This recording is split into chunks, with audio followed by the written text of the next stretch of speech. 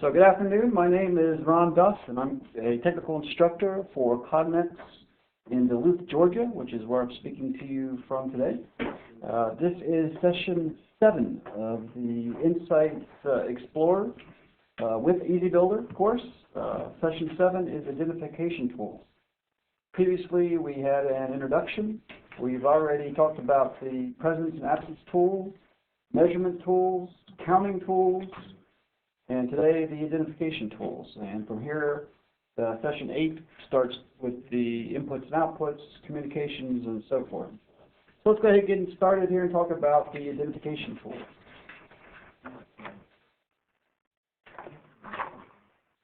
The spec part step, if you have seen EasyBuilder, we have taken EasyBuilder and we've broken it into 4 sections. Basically, go step by step how to set up an application.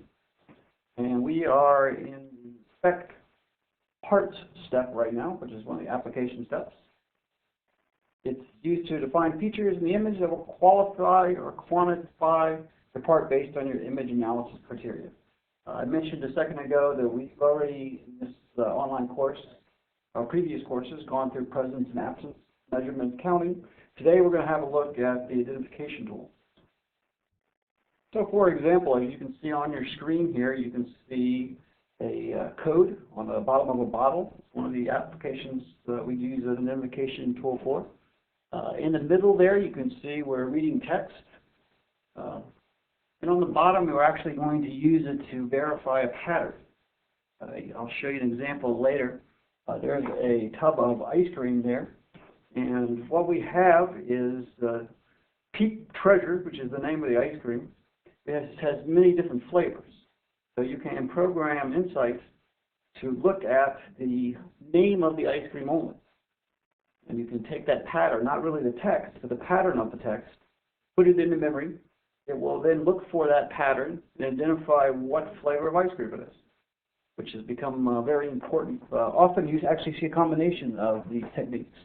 For example, matrix on the bottom of the tub, and then they make sure that it agrees with what's actually written on the top of the tub. A lot of allergy sufferers I heard recently from a customer who said that's one of their problems. There's a big to-do, I guess, these days with people eating nuts. I guess it's very dangerous for people who are allergic to it.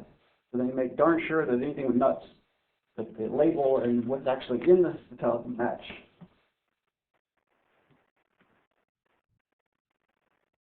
So again, under the inspect part tool, you can see there's 4 different groups: presence, absence, measurement, counting, and again today we're going to talk about the identification tools: barcodes, 2D codes, optical character verification, optical character reading, patterns, IDs, color ID. Now today I happen not to be connected to a color camera. So when we move into my application, you'll see that the color tool is actually grayed out. But again, no, that is just because I'm not connected to my color camera today.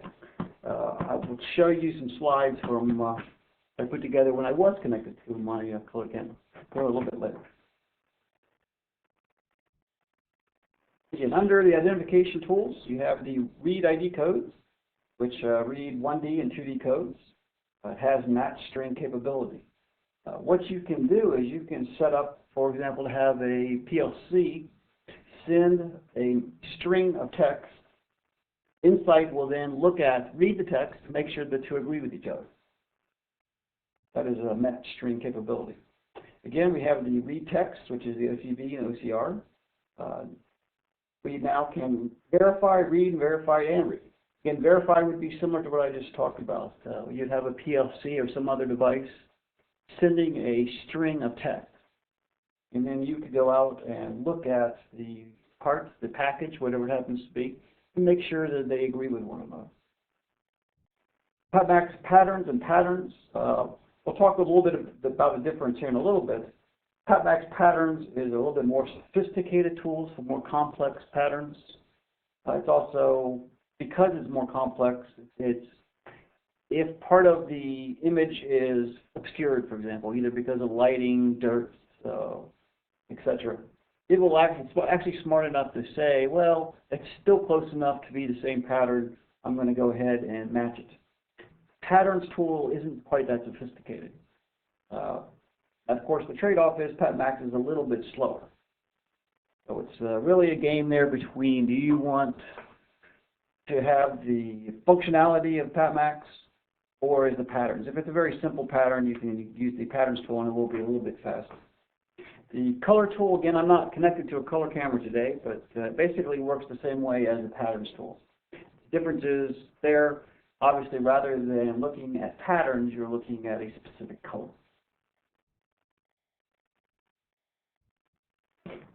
So the first one we're going to look at here is the Read ID Codes tool. All you have to do is, again, make sure that you're in the Inspect Parts step. You'll see at the bottom of the screen when you do so, the Add Tools dialog box. Click on Identification Tools and you expand it. You can see all of the different tools available. So highlight the one you're interested in this case, the Read ID Codes tool. Click Add. And I'll show you here in a second in the application. Basically, at that point, you would get on the graphic display, you would actually get a box that you can go out and, in this case, identify where in the image the code you want to read is. We'll have a look at that here in a second. You also, once you open a tool, right next to the Add Tools dialog box, you get a General and Settings tab open up, where you can set, in this case, we see we're on the Generals tab, and I apologize, the tabs are messed up there. We seem to have a problem with different versions of PowerPoint. We're working on it, Microsoft is working on it, I should say. But first of all there, you can see you can add a tool name. In this case, it's ID_matrix, the data matrix we're going to be reading. But you could give it a more descriptive name, of course, and you could save it. Next is the tool fixture. Tool fixturing is something we talked about in a previous course, and that is actually a different step. The step prior to this one you would do is called locate part. A tool fixture is basically a reference point. When we get into my application, you'll see that I use the Cognex logo as the fixture. So now as a fixture, as different parts come in front of the camera, it looks for that fixture first. In this case, the Cognex label. And it sees how it's moved. It looks at the X, Y, and angle. From there, it takes those corrections, X, Y, and angle, and builds them into each one of the tools. So if your part has moved an inch to the left, all of the tools move an inch to the left to look for whatever pattern or code they're looking for. And again, also it takes into account angle, which is very important if you're using robots. You're going out, for example, and you're looking for a bad part, you're going to use the robot to take it off the line. The robot needs to know where to go out and get the tool. So the geometry, the X, Y, and the angle are transmitted back to the robot through the robot controller, and it knows exactly where to go out and grab the part. The third one down there is tool enabled. Obviously, this is a tool you can turn on or off. And then on the bottom, execution time. That is the time in milliseconds it took to carry out this specific tool. Next is your Settings tab. Under Settings tab, the first item you see there is a Learn button, which just defines the new code or the symbol. Next is Checksum, defines whether the symbol will be validated to ensure reliability using error detection algorithms. Basically, checksum is an advanced algorithm that the folks in R&D came up with. Basically, it's not the checksum in the traditional sense of looking at data and making sure it's 100% match, but it is similar. It goes out and similar to how I describe PatMax patterns. It looks to say, well, how close is it? Because you have to keep in mind that one of the things that might change, in addition to the X, Y, and angle, is the scale. Recently, I was speaking to a customer, and their part arrives at the camera on top of a belt. The problem is that belt isolates up and down. So you can imagine that as the part moves closer or further away from the camera, it actually changes, to the camera's eye at least, it changes size. So they had to take into account a scale change. Not that the part's actually changing size, it's just from the position of the camera, it's changing size. Under mode, you have different modes. You can read, you can look for a match string, as I described before. Match string, again, in this case, all I did was type in ABC123, which is our match string. But again, you could set up Insight Explorer to receive that from another source. So typically that would be a PLC. PLC would send over, for this next part, I want you to look for this particular string, excuse me. Or, of course, you might be doing it the other way around. You might be reading it and then sending it to a PLC. It works in either way. Next is the string, which is what it actually displayed, or excuse me, what it actually read. And on the bottom there, code. It's telling you what type of code. This we have built into Insight the ability to read many different kinds of codes, and I'll go into that in a little bit of detail here shortly. But it will display what type of code it found.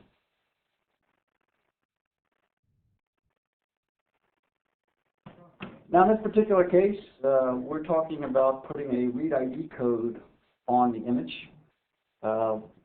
In the middle there in the block, obviously that's your image being displayed. To the right, that is the palette. In particular, that's the results tab of the palette. Now, if you'll notice, I set the search box, that's the large green box, where to go and look for the code. I set it very large. That's one of the mistakes you see people make here. They try to take the search box and make it very narrow around the code in this case. While that will work when you're setting it up, it's difficult for two reasons. Number one, if you'll notice on the right, on the top at least, I didn't create a fixture. So in this case, because I made the box so large, as long as the code falls within that large green box, it wouldn't matter within a certain tolerance that you can build into it. Now, the advantage there is if you put a fixture in, obviously it's going to take a little time. So if time is a big issue, that's one way around it. Take a very large search area and don't put a fixture in it. Again, that counts on your part arriving in relatively the same place. On the bottom, you see, I drew a smaller search area. But if you look at it under the results tab, there on top of the locator, that's your fixture. So while I drew a smaller box, I am locating it. That's great. That will definitely work. Either of those will work. The difference will be on the bottom with a locator. That will take a little bit of extra time. And while I don't really have an example here, one thing you don't want to do is draw the box exactly around the code, because part of the code is actually the void area around it. If you draw it too close, it won't see it as a code. And also keep in mind, when I drew the large box on top here on your screen, that's all it's going to look for is that code, or a code. The rest of it, it's going to ignore. And because I use the Read ID Codes tool, in this case, the text, it doesn't care. It knows what specific codes it wants to look for. Anything else it ignores.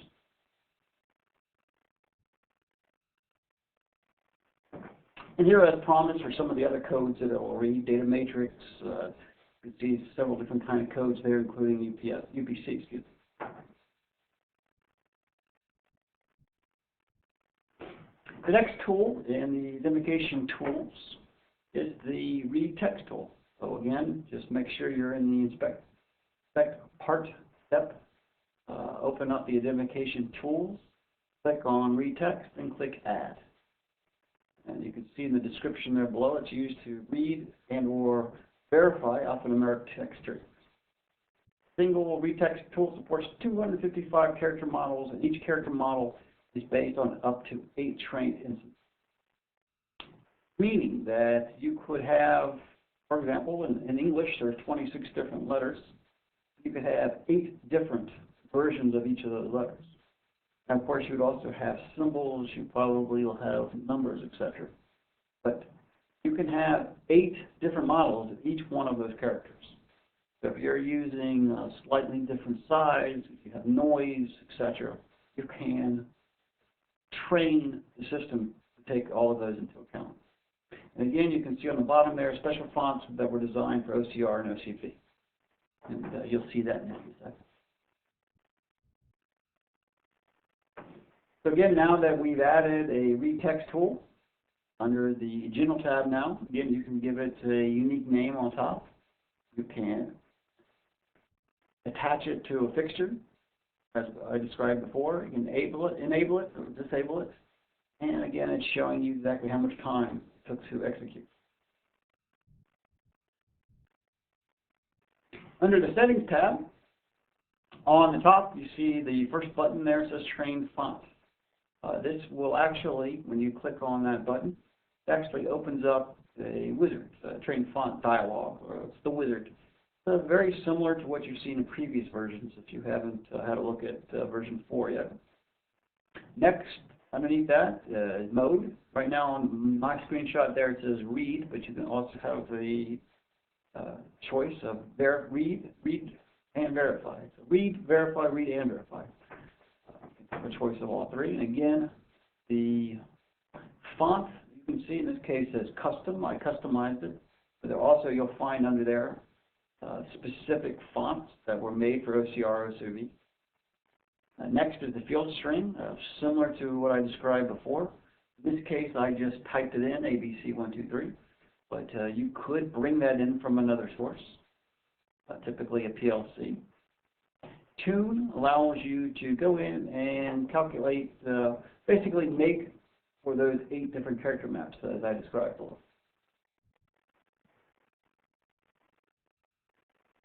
Next comes the accept threshold. Defines the minimum acceptable score for each character in the text string. Now, if this is a new concept to you, score is basically how close is it if you have a character and that you defined as in the training font. Now you go out and you find an exact match, and I do mean exact, and that would be a score of 100.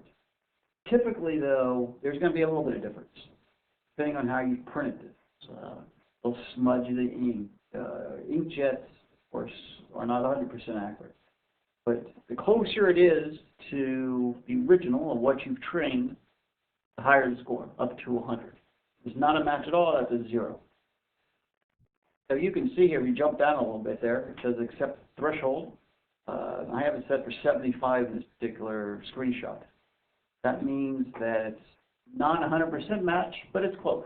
75% of the original trained character. And you can see that you can go up or down from that. Next, you have read mode. And read mode, you have the option of setting speed or accuracy. Again, if there are characters in the search box that you're looking at that are similar, you could train them, again, up to 8 different per character, and then you could use accuracy. That would make for almost flawless reading. Of course, nothing is actually flawless, but as close as you could get. But again, the trade-off would be time. It would take a little bit more time. Basically, think of it as you're reading the text in a higher resolution, which is exactly what you're doing. The camera always stores a picture, basically, an image that is taken. If you ever look inside the memory in the camera, you'll see that there is more than one version of there. Those are different resolutions. One low resolution would be which is displayed on your screen, and then 2 other versions that are up there. So basically, it's which of the images the DSP is going to use to go out and use its algorithm to look for that text. Difference accept is the difference, again, between the character's highest and second lowest score. What you'll see, and I'll give you a demo here shortly, it's actually going to show you the score that it read. And often what it does, depending on how you have it configured, it'll say that is I think that's a letter A, but then again it could be a letter 8, or the number 8. And so that would be the highest and second highest. Confusing background. Again, I have a screenshot coming up. That obviously is an algorithm that's built into because of noise in the background. If you have a part where there's much text, much noise around the text. That's something you can try turning on. Scale tolerance I talked about. That means the text it's looking for in this case being slightly different size one way or the other. Again, keep in mind that that's not necessarily that the text on the part changed, but it may be farther away or closer to the camera or some other variable. Then on the bottom, of course, your results, actually displaying what it read. Again, keep in mind that you could take that information and you could pass it on to a PLC or some other device.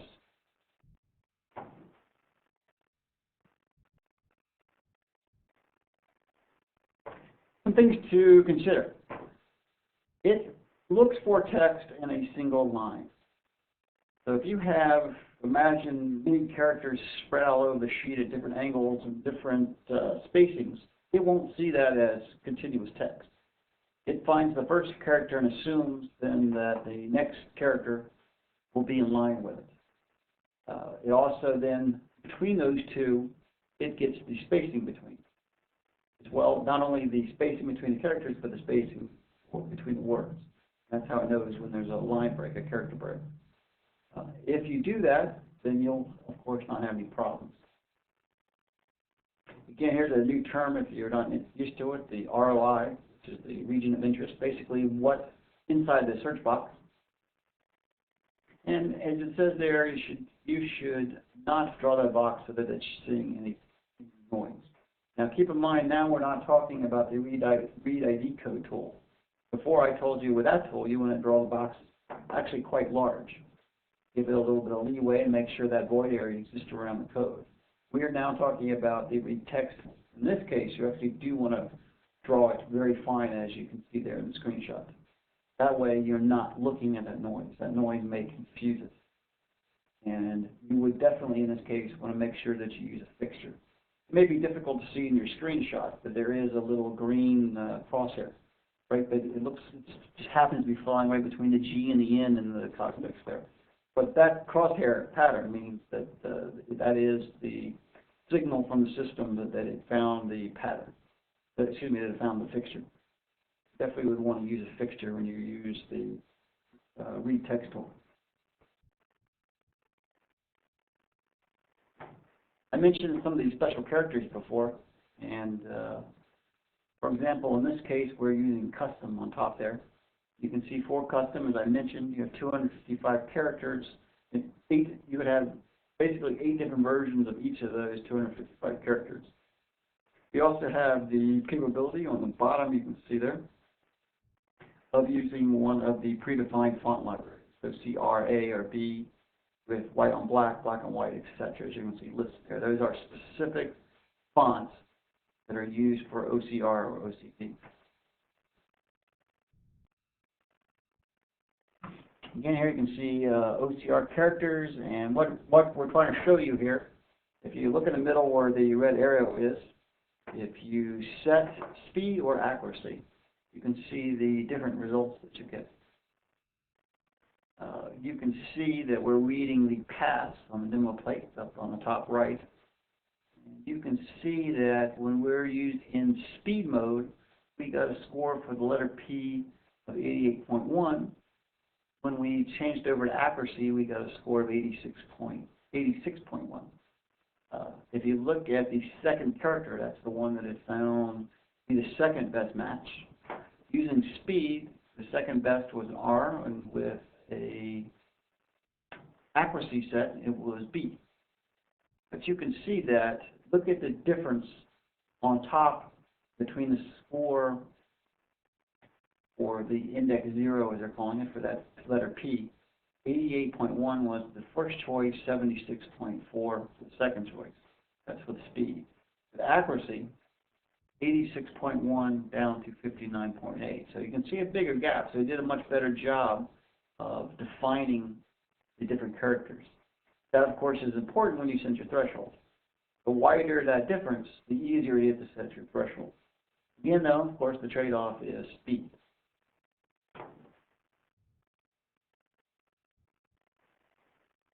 Again, I mentioned before that you want to try to draw the search box in such a way that you take out as much of the noise as possible. In this particular case, this is a metal surface, which just naturally has noise built into it. So there's really not a whole lot you could do in this case. And that's where this confusing background checkbox comes in. If you have a surface like this, there's no way for you to completely eliminate the noise, or not completely, but eliminate most of the noise. Then go ahead and turn that confusing background checkbox on. It will do a better job of reading it. If you look at the top, you notice that the search box is red, and that on the right in the results tab, that the tool actually failed. Turned on the box, doing nothing else different but just turning on the box, and all of a sudden you see now we have a green, good result. It did read the text. And what it did is it saw that the characters were in line, or assumed that the characters were in line, looked at the spacing between them, and then took everything else and threw it away. Basically all that noise in the background because of the surface of this particular metal. So it's a great tool. Again, it takes a little bit longer to run.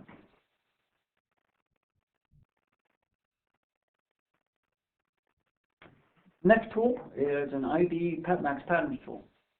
Again, we've gone into the Inspect Parts step. We've opened up the identification tools.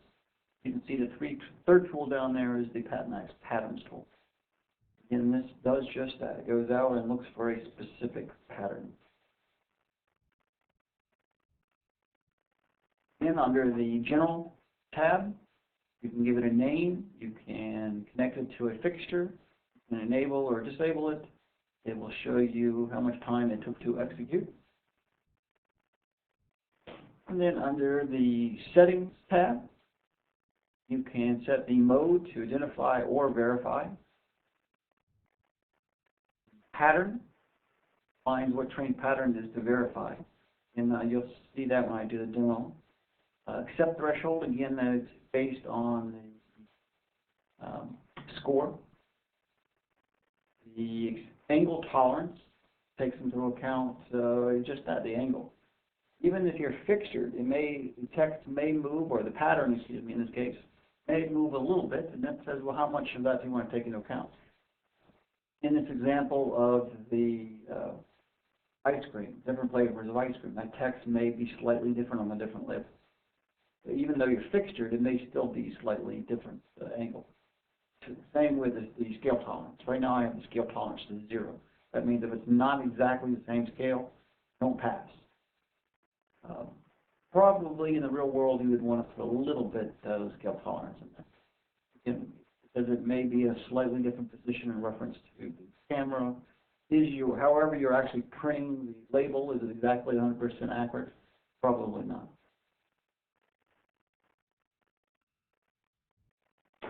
Difference accept, what's the difference? And how much difference between the different scores, as you can see, the trained pattern. Strict scoring. Again, this is something sort of unique to PatMax. You can imagine that you have a label like I showed you before, and let's say that there happens to be a shadow, and it's covering part of the pattern. The pattern being, in this case, the text displaying the flavor of the ice cream. The PatMax Patterns tool is smart enough to look and see that the rest of the pattern is there. It just happens to be missing in that one area. And it's smart enough to say, okay, that is still the same pattern. Patterns tool, as we'll see here shortly, would fail that. It would say, no, that's not the same because of that gap where the shadow happens to be falling. So in this case, clicking on strict scoring is basically the same as, no, I don't want to accept it unless it's an identical match. And of course, on the bottom, that's the result. More on that to come. So again, here is the example we're using here. See that looking down at tubs of ice cream as they come by. The label on top, obviously the hood and the peak pleasures, all natural ice cream is always the same. The difference is, well, in the picture of the ice cream is different, but in particular what we're going to be looking for is the text that is actually the name of the flavor of the ice cream. So what we can do here, we can set our search box, as you can see in the top of the two screenshots. I've put the search box around the text peanut butter and chip trails, which is the name of the ice cream. I trained that. Basically, it took a snapshot. That is the pattern that's going to look for, just exactly as it's shown there. And then I went in. You can see that there's a rename button to the right, and I typed in the name of the ice cream. Then I clicked model region. I highlighted the second one line for the model region, redefined it for the second flavor, cherry chocolate canyon. I typed in that name, and so forth. You can go add. In this case, I just added the 2, but you could, of course, add in more than that. Now, here we are actually running the job now. And as you can see, again, the crosshair, green crosshair there over the flavor of the ice cream is showing you that it found the pattern. If you look at the results on the bottom, it found the pattern, and under the result is actually the name because I had typed it in previously. It didn't read the name in this case. This is not the read text tool. It just knows that it found a pattern, and I told it that particular pattern's name is peanut butter and chocolate chip.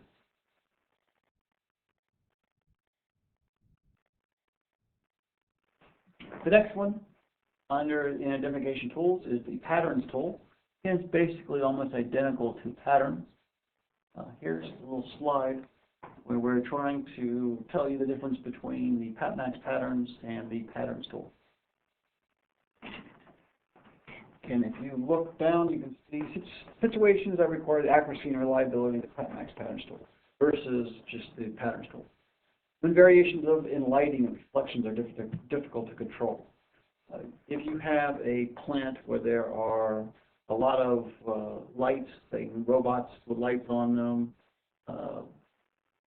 another thing to take into account there too, and this just popped in my mind, but I heard from a customer where they deployed the application, and of course the first night it failed because they had designed the application during the day, and every time they tested it in their laboratory or tested it before they went live with it, it was always during the day.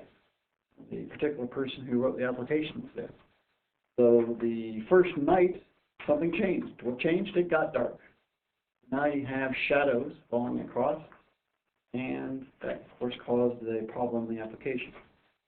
So if that is going to be the case, if you have lighting is going to change throughout the day, whether it's night or day or shadows, whatever it happens to be, you might want to consider using the PatMax pattern. If it's a very reliable lighting source, it's always going to be the same, then patterns tool should be fine. The second case, you might want to use the PatMax pattern, is when the patterns are very similar to one another, or when they're going to be partially obscured, as I mentioned before. And the third one down there says, basically, if you try it with the patterns tool and the patterns tool isn't able to do the job, then try the PatMax. Again, it's a little bit more sophisticated algorithm, a little slower.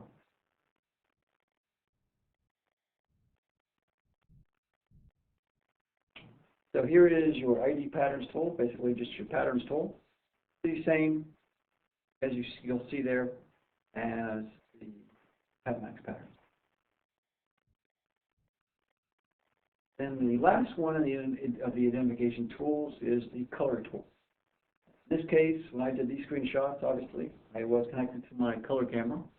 When we go into my application here shortly, I'll give you a demo and you'll see that the color tool is grayed out. And that's only because I'm not today connected to the color camera. I happen today to be connected to my Insight Micro, which is one of our newest cameras, which is what I'm using here today, and that is a black and white camera. So again, you would just go under Identification Tools, click on Color, say Add. Here is the General tab, same as what you've seen on the other tools. Here's your Setting tab. A little bit different here. You can see color space. You have two different color spaces available. RGB, red, green, blue, or HSI. HSI is a slightly different color model. That's hue, saturation, and intensity. Hue is basically the color.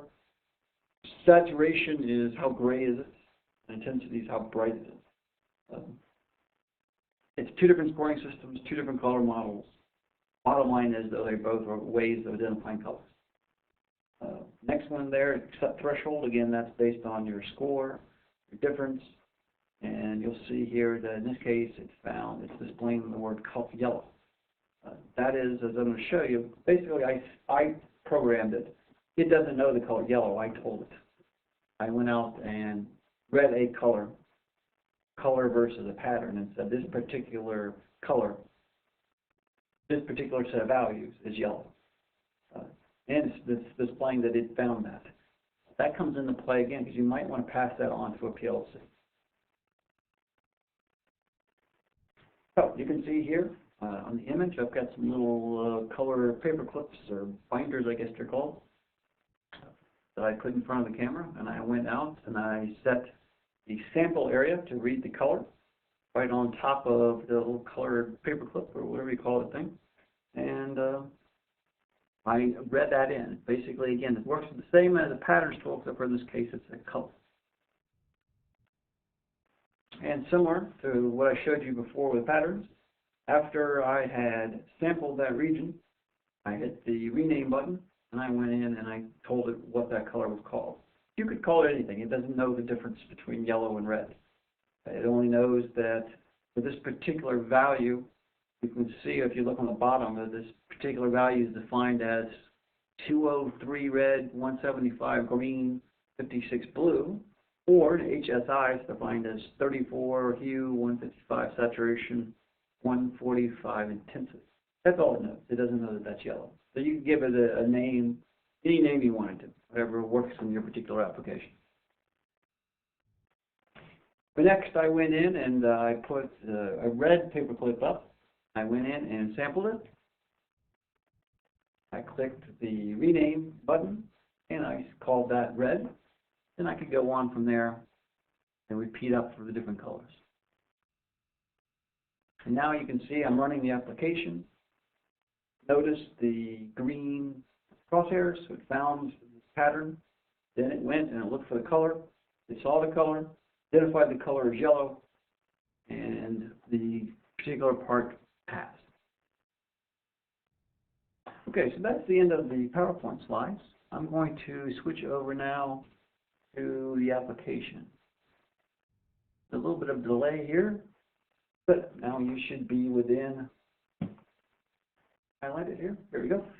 You should now have Insight Explorer up on your screen. You can see I've already created a job here. If you haven't, if you're new to Insight Explorer, let me just run through it here real quick. You can see name of the application, Insight Explorer. Admin here is the name of the user. I don't have any users defined, so I'm naturally the admin. This next is the name of the camera, or Duff_ISM 1400. This is an Insight Micro 1400 camera I'm using here today in my office. And the name of the job is next, online job. Online class.job, excuse me. Over here on the left, here are your application steps. As I said in earlier classes, we've already gone through getting connected, basically finding the camera on the network, setting up the image, basically where you can go to live mode, which I'll show you if you haven't seen it. So in the get connected step, you can see here on the bottom, these are all the different cameras and emulators we have on our network here in Duluth. Yeah, I'm connected. I have two cameras here in my office. Happen to be connected to the Micro 1400 today. The next step is set up image. If I click on it, see that I can trigger the camera, including I can hit live video. And you should see my hand passing in front of the camera now. There we go. So that's the step used to set up, just as it's described there. I'll click go back. Now I've gone offline again. And this is also, you can see here where you can set up the trigger for your camera, etc. And within this step, you would also do calibration. In case I have not done calibration. Next is the locate part step. This is your fixture. You can see that I did, as I described before, go out and define the Cognex logo in the image as the fixture. Each time a part passes in front of the camera and we do a trigger, it's going to first thing look for that Cognex. If you look here on the image, you see that the Cognex logo is outlined in green. Defining that pattern, it's kind of hard to see, but that green crosshair is there. So when I move the part here shortly, you'll see that it will adapt X, Y, and angle. Next is the inspect parts. See here, down on the bottom here, identification tools, read ID codes. Set up one here. So here on the image, you can see I drew first the box. Again, I drew it fairly large, as you can see. Bigger, again, keep in mind that code must have some void area around it, or it will fail. You could draw it a little bit bigger than this if you wanted to. Again, if time's an issue, that's probably a pretty good size right there. It went out now. If you look in the results tab over here, the ID code, it went out and it read it. ABC123. Next, I set a read text tool. I drew the box around the text in question. Down here on the bottom, Panel tab, I'll click on the Settings tab. In this particular case, I set it to read and verify. First, I went into train. I trained the font. I've already done that. I told it, well, what you should be seeing right now is ABC123. Click on segment. It said yes, ABC123. Basically, that's allowing you to have a visual verification. Yes, it is seeing that. And add the font. That's basically training the font. Say OK. See here, ABC123. And you can see the scores for each. Some of them 100%, some of them are close to 100%. The difference is probably because the lighting here in my office has changed because the sun is behind some clouds right now. Over on the right side, here's the second character, the second closest match. You can see that none of them are very close. So it really wasn't a question. If you start seeing high 90s and then low 90s as a second score, now you probably want to start thinking about going in and doing a better job of defining characters, or scroll down here. That's telling you might want to change from speed to accuracy. Next, under PatMax patterns, I identified one. In this case, the pattern itself was the entire, this is the representation of the Insight Micro. I basically, as you can see there, I took the entire view there and called it a pattern. I named it then Insight Micro. I put that in there. Obviously, it doesn't know an Insight Micro from a 5000. I defined it, and it shows you over here on the right, it's showing you what pattern is in the memory, what pattern it's going to go out and look for. Now, if I go to Run Job, you can see that, again, these crosshairs on the logo, it found the fixture. It read this code here, ABC123. It read this text here, ABC123, and it verified that pattern. And you can see that also here under the results.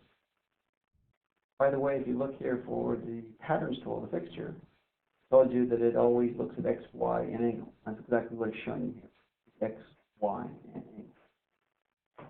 What I'm going to do now is I'm going to go back now to the setup image, go to live, and I'm going to put the fail side of this part in front of the camera.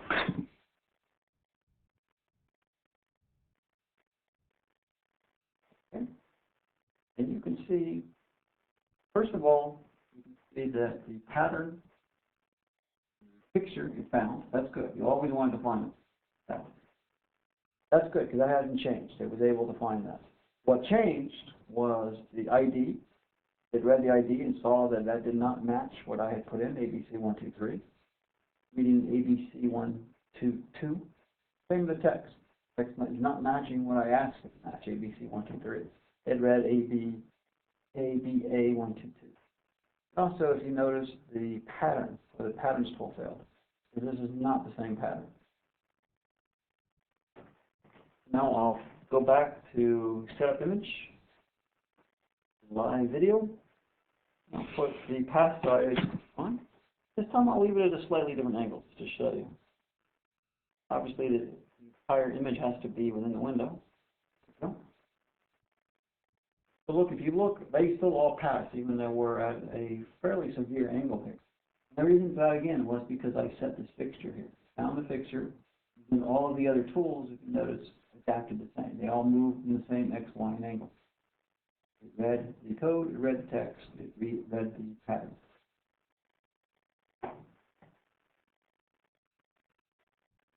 So again, if you look under the identification tools, the color right now is grayed out because I'm not connected to a color camera. But as I showed you as part of the slide, it basically works identical to the PatMax pattern or the patterns tool. The difference being that it's a color rather than a pattern. And that brings us to the end here of the identification tools. Next time, if you tune in next Friday, you'll see we're going to be talking about inputs. We're going to be talking about then next week outputs, communications, and then from there we're going to go on to an introduction to the spreadsheet. If you're not familiar with what that means, in the background from EasyBuilder, when you're in EasyBuilder, you're basically just in an interface to the spreadsheet. The actual programming is done back here in the background on the spreadsheet. And there are things that you can do in the spreadsheet that you can't do, more complicated, more advanced tools you can do right on the spreadsheet. Later in this series of courses, we'll show you some of that. And with that, switch back to our slides. Mike, I know you can hear me. Do you have any questions for me? Go ahead and you can use the messenger there if you have anything for me. If not, I'm going to wrap it up here.